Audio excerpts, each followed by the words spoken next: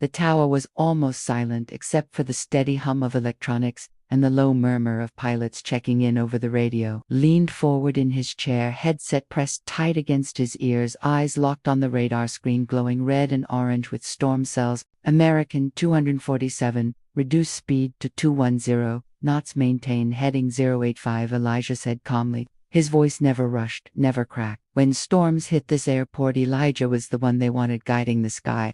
The night supervisor Mark Randall stepped into the tower with stiff shoulders and a forced smile. He had transferred from a smaller regional airport 2 months ago and still carried himself like someone trying to prove something. Storm front accelerated 30% faster than forecast. Crosswinds are shifting east. We may need to transition to runway to 8 configuration within the hour. Mark frowned. That is not standard for this pattern. It will be if that cell keeps moving, Elijah replied. Tower, this is Falcon 7-3 requesting priority landing. We are on a tight schedule. Expect 15-minute delay due to weather congestion. Static filled the frequency for a second before the pilot replied sharply. We were told we would receive expedited clearance tonight. Negative, Falcon 7-3. Weather protocol overrides schedule. Several controllers exchanged glances. Elijah did not flinch. He stepped aside, answering in a hushed tone. Yes, sir. I understand, sir. I will handle it. When he returned, his expression had hardened. Elijah kept his eyes on the screen. I am in the middle of sequencing 3 arrivals. Step away now.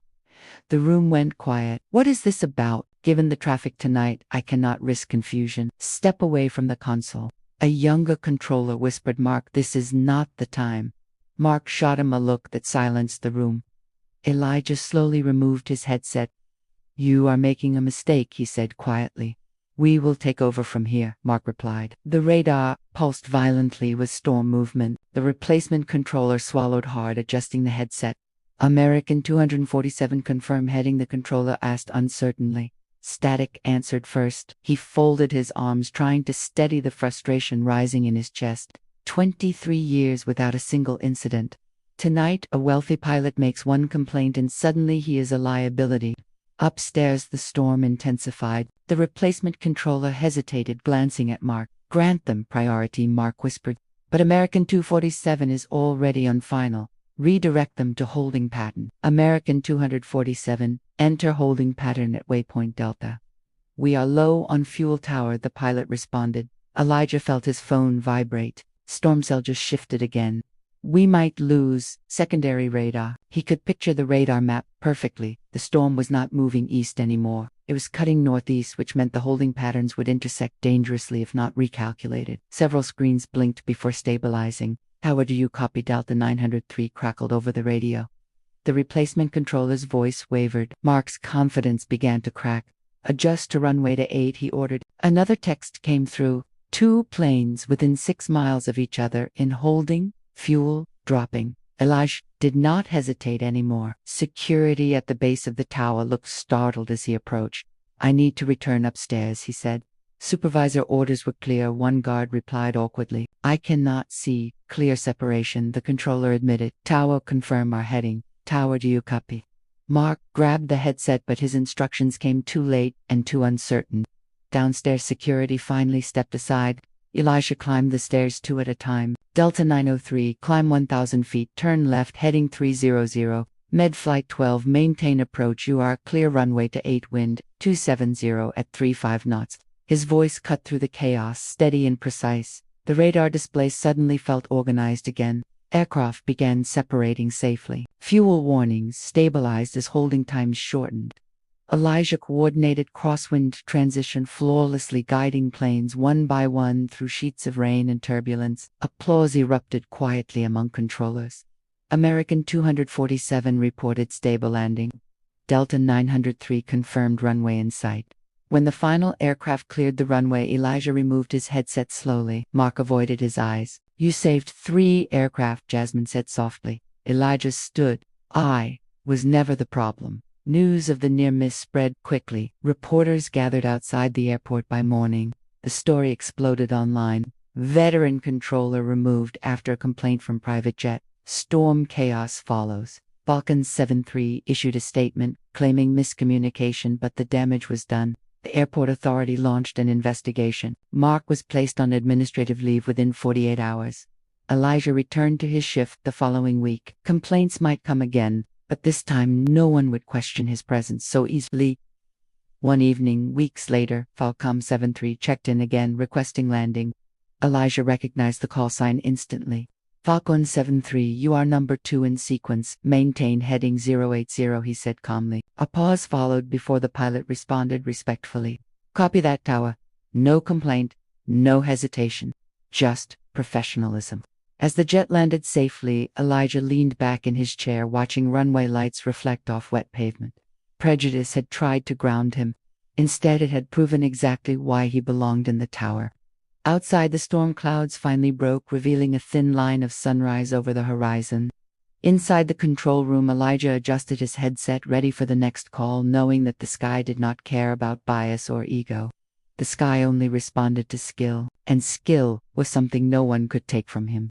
The sky only responded to skill. By mid-morning, the leaked tower audio was everywhere. News anchors replayed the moment Mark said, "Step away from the console."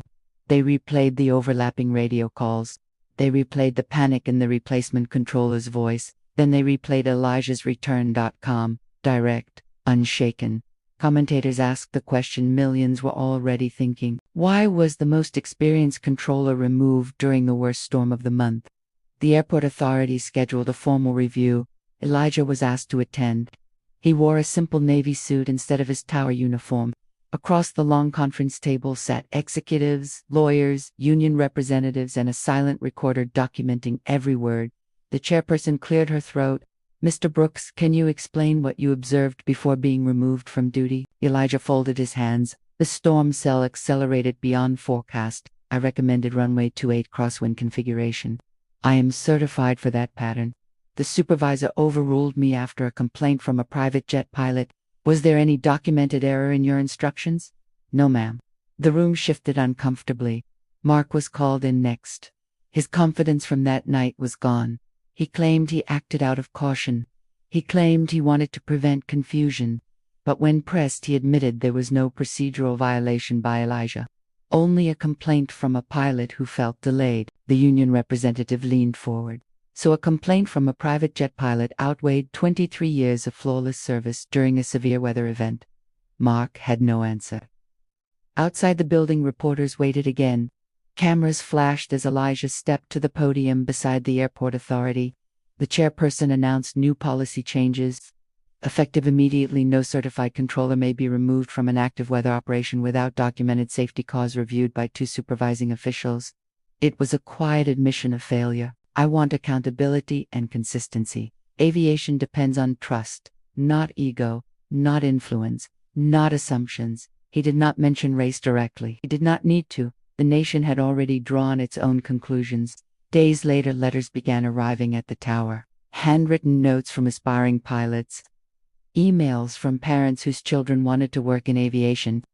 Messages from controllers across the country who said they had faced similar doubts but never spoke publicly. One letter stood out. It was from a teenage boy in Detroit who wrote that he wanted to become an air traffic controller but was told it was not realistic. The boss said watching Elijah take back control during the storm made him believe otherwise. Elijah pinned that letter inside his locker. Weeks passed. The storm season continued. But inside the tower something had changed. Controllers consulted Elijah more openly. Supervisors reviewed decisions more carefully. Even new hires were trained using the storm incident as a case study on leadership and bias. One evening, another storm rolled in, fast and unpredictable. The radar glowed red again. Jasmine glanced at Elijah from across the room. "You ready?" she asked. He gave a small nod. "Always." The frequencies filled with overlapping requests. Pilots sought guidance through turbulence and wind shear. This time, no one questioned who should lead. Elijah coordinated transitions with precision, adjusting altitudes, sequencing arrivals, clearing departures between lightning strikes. The team moved like a single machine, calm, confident, unified. After the final aircraft landed safely, Jasmine leaned back in her chair, smiling. "Smooth as ever," she said. Elijah removed his headset slowly. "Storms test everyone," he replied. "Not just the sky. Later that night, as he walked through the quiet parking lot, he looked up at the clearing clouds. Planes blinked in the distance, climbing toward calmer air.